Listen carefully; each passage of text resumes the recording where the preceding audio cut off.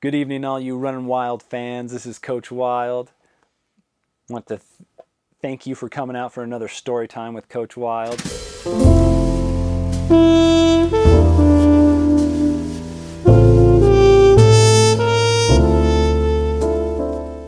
This one I'm going to tell you about is my sophomore year of high school.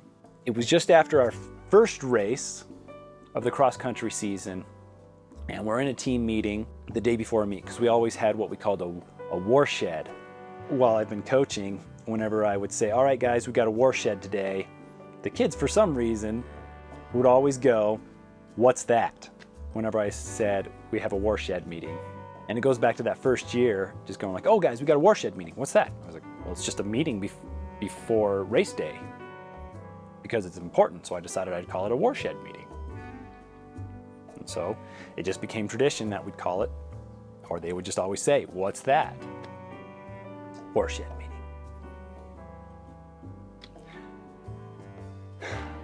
But anyways, I had my coach talking about race strategy and whatnot. You know, I'm feeling pretty good because I know I had a really good race because my sophomore year, I got third at that race, and it's a big Colorado race. It was only a 4K, so it's about a kilometer shorter, and the shorter the race, usually the better I did, because I was a little bit speedier of a guy. Not 4x4 material, if you remember, but definitely good enough to race a 4K in cross country. I ran the race, and then that last 200, 300 meters, it's all on grass. You pop down, and you can really just get after it and get going. But at the end of races, especially cross country, I would just drop the hammer and just get going. Nobody was gonna beat me in the last little bit. And my coach is talking about that. He's like, you know, a lot of you think that Sean is one tough son of a gun at the end of the race. But really, he's actually the biggest pansy at the end of the race. Because that whole time he's been racing, he's been using his slow twitch muscles. And then at the end of the race, because it hurts to lose those slow twitch muscles because they've worked so hard, he changes it to fast twitch muscles and finishes using those muscles. Man, what a pansy. He's really not that tough, guys. We all should be doing that. We all need to be doing that. And of course he's saying that, and I'm just kind of going, just slack-jawed going like, oh man, you gotta be kidding me. He's throwing me under the bus. That's kind of rude.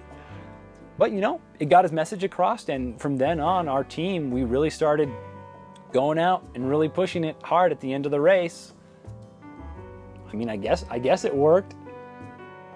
Didn't feel good for me those moments, but everyone got the message and they laughed at me for the rest of the year. It wasn't until outdoor track that everybody had finally forgotten that story, because now everybody was kicking really hard at the end of races. Coaches, don't be afraid to kind of make fun of your top athletes to get across a message, especially if you got a good relationship with them. Coach and I had a real good relationship, so he knew he could do that to me, and I really wasn't mad about it. Well, that's a short one for you guys. Hopefully you enjoyed it. Thanks for stopping by and listening to this short story time with Coach Wilde. Hopefully I see you out there running crazy. Night, everybody.